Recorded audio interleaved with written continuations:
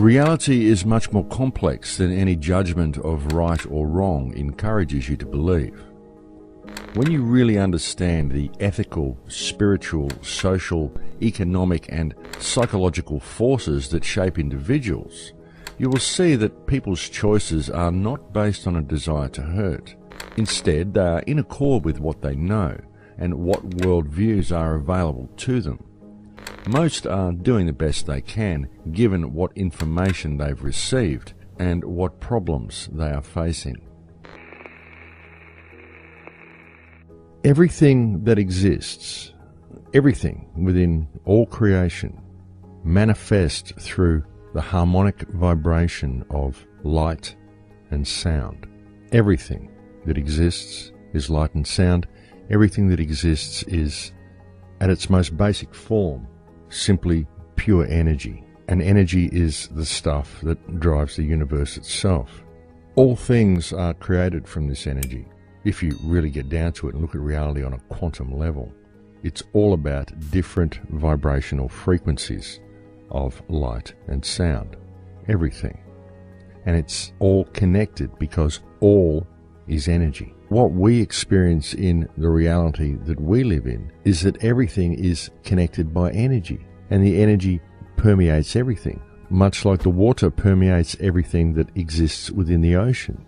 You see, we're actually swimming in an ocean too, folks. It's an ocean of energy. We are quite literally moving through an ocean made of energy that permeates absolutely everything, and this is why everything is connected. This is why everything is one. Everything comes from a single source. And this is how we are connected, and it's how we are also completely separate.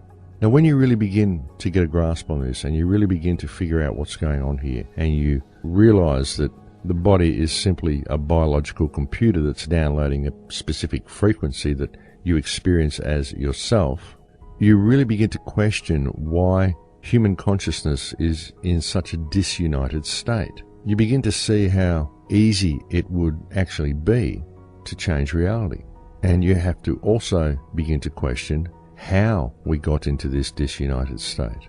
We only have 3% of our DNA active. We're only experiencing a very, very small bandwidth of reality, and that most of our bodies shut down. Our pineal gland is completely inoperative. When you really look at the entire human organism from an energetic perspective, it is something that is virtually inoperative. The higher senses are simply not functioning. The connection and the ability to be able to read and decode the energy field around us is virtually non-existent. And because of this, we are literally experiencing about 3% of reality. If you had a car and it was operating to 3% of its capability, if you had a computer that was functioning on 3% of its processor power, able to access 3% of the internet and use 3% of its graphics, in both cases you would consider your machinery to be inoperative. And yet what we have is human consciousness driving a vehicle that is in exactly this same inoperative state. But we don't realize it's happening because we don't look at reality from the correct perspective. What I'm attempting to convey here is the concept of the energetic universe, an energetic universe that functions entirely upon electrical stimuli. And it's the space itself that is real. It's the space that contains all of this energy. What we perceive to be blank, empty space, it's not empty at all. It's full of energy. And this energy is the real stuff of the universe. And all matter is simply divisions in space. It's sections of energy that have coalesced to form matter based on perception. This information is known very well by many indigenous tribes, and this is why the elite went to such an extraordinary effort in order to wipe out these indigenous tribes, because they wished to hide this information. And indeed, most of what's been done to suppress these indigenous cultures, and most of what's been done within modern society through the application of our left brain education and our religious institutions, has been to suppress this knowledge, to suppress this understanding of reality from people, because it's a very empowering understanding. And having this understanding helps people to think outside of the box. And thinking outside of the box is what will essentially free people from the matrix that they believe to be real. The thing is, what you find is that most indigenous cultures still think with their whole brain. They still view reality from both a left and a right brain perspective. Whereas most westernized people, people that exist within modern society, due to walking on flat ground and due to having square corners everywhere and this completely unnatural environment that they live in, and through the constant sensory bombardment that the left brain gets, people are not even aware that they're only using half their brain. They're not even aware that a right brain perspective of reality even exists. Hey, wait, please subscribe the channel. It will inspire me to make more videos and make my day phenomenal. But a right brain perspective of reality is what helps you read the energy around you. It's what helps you understand the workings of the universe and the workings of reality.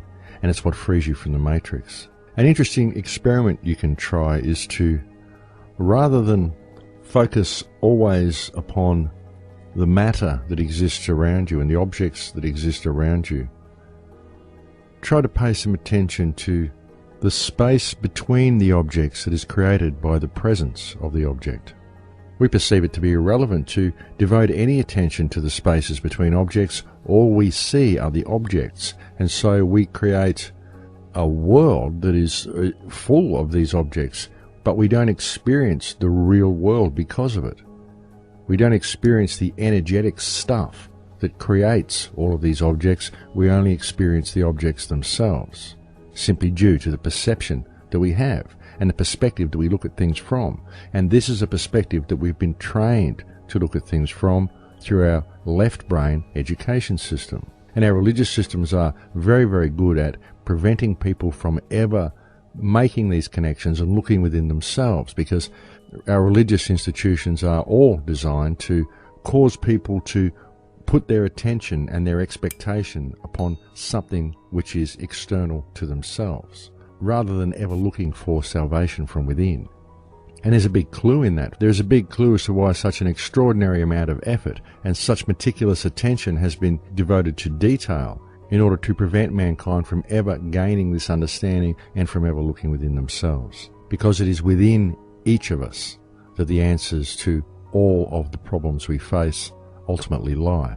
When you really begin gaining a clear understanding of the fact that it is an energetic universe and that everything that happens in the universe happens electromagnetically, you begin to see a little bit of why the human dilemma exists. You see, essentially what has happened is, because we have been cut off from our higher senses and we are unable to read the energy field around us, and we all need energy to survive, we tend to extract that energy from each other. We set up systems and business systems and social systems and relationship systems whereby we are able to harvest energy from other people. We put ourselves in a position where we have a constant flow of energy from those around us. Sometimes this can be quite beneficial and quite harmonious, and things can work out quite well, but it's never truly where we should be. And very often, it simply creates animosity and division. People tend to have stuff with other people. Many people may wish to hurt those who have wronged them or profit from people around them, and these sorts of things. And this is all energy harvesting. And they do this because they're disconnected from source. They simply don't know how to tap into the energy field that's all around us. And so they have to extract it from a more readily available source, which is another person. And that's basically what we do. And the reason this has become so prominent in modern society is because our societies themselves are fear-based. It's simply a system of fear-based mind control. I mean, that's all it really is, folks. Our education system is fear-based. Our social structure is fear-based. Our corporate and business world is all fear-based. It's all centered around a fear of shortage and the concept that the meaning of life is the one with the most stuff wins. And it's all fear-based. It's all fear-based and ego-based. The way to fix all of the problems that we face in the world is to remove fear from your consciousness. And I believe that something that is very beneficial and very helpful in removing that fear is to understand what reality is and how reality works. Because I've found that by incorporating a right brain understanding into your perception of reality, you can literally change reality. You can change your personal reality anyway. I mean, I've attracted so many different things into my life, and I've attracted so many different events and different people into my life simply through following the synchronicity in my life that becomes more apparent the more I open up my right brain. And you find that reality wants to interact with you, but you only want to interact with reality. And to try to put that a little bit clearer, it's like we feel that our input is all that matters. We don't consider the input of reality itself.